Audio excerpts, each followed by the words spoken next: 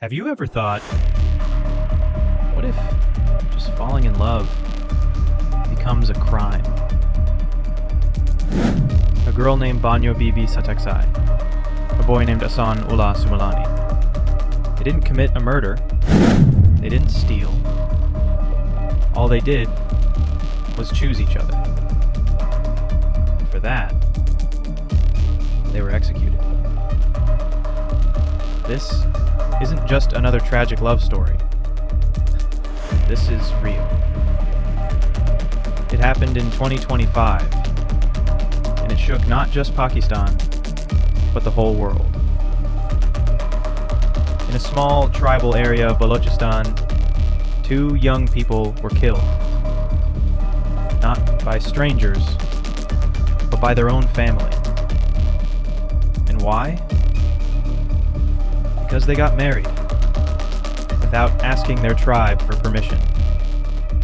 The killers called it restoring family honor.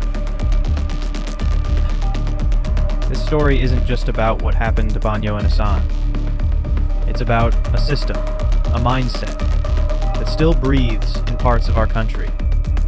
A place where tribal codes matter more than human lives.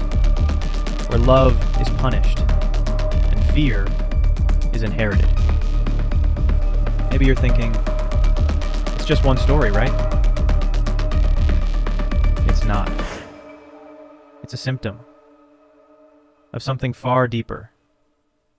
A world where a woman's choice is rebellion. Where tradition murders dreams. So in this video, we'll walk you through it all, step by step. Not guesses, not gossip, just facts. What happened?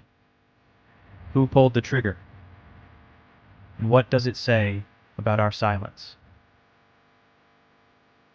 This is not just about 2 souls. It's for every voice that's forced to die quietly, just for daring to love. So listen closely. This isn't just a story. It's a voice for everyone forced into silence. So now, let's get to the heart. Who were they? Who stood at the center of this nightmare? 2 young hearts. Bano Bibi, Ahsan Ullah. 2 people who did something so simple, yet so dangerous in their world. They married for love. You'd think, that's beautiful, right? But in their tribe, it was betrayal. Where women's choices are threats. Where fear is loyalty. Where honor is control, even if it costs a beating heart. But here's the twist. It didn't end there. When the news broke, the country woke up. Balochistan's chief minister, Sarfraz Bugti, condemned it. Prime Minister Shahbaz Sharif demanded answers. The Human Rights Commission spoke out, not just for Bano and Ahsan, but for every silenced soul. Suddenly, this wasn't a dusty tribal secret, it was national shame. Journalists dug deeper. Activists hit the streets. Women raised their voices for justice. But even in that storm, there were whispers. Family left behind, punished by their own blood, for standing by Bano.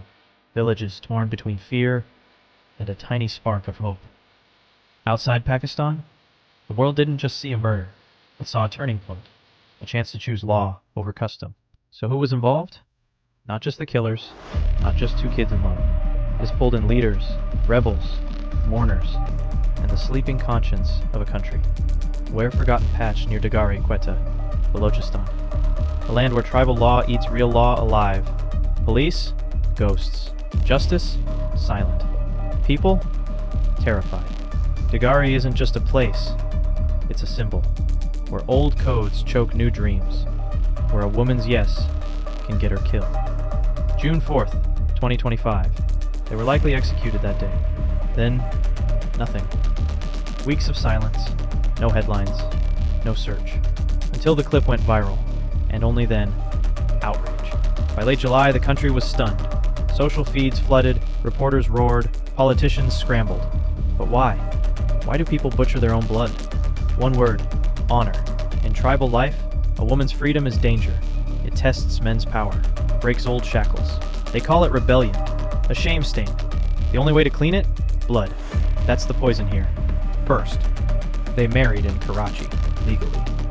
Then, they fled to Quetta praying they'd be safe. Next, her family called them back. Come, let's help you. Trap. They were kidnapped. Execution. Driven to Nushki. No voice, no trial, just bullets. Aftermath. Silence, until the video forced the world to see.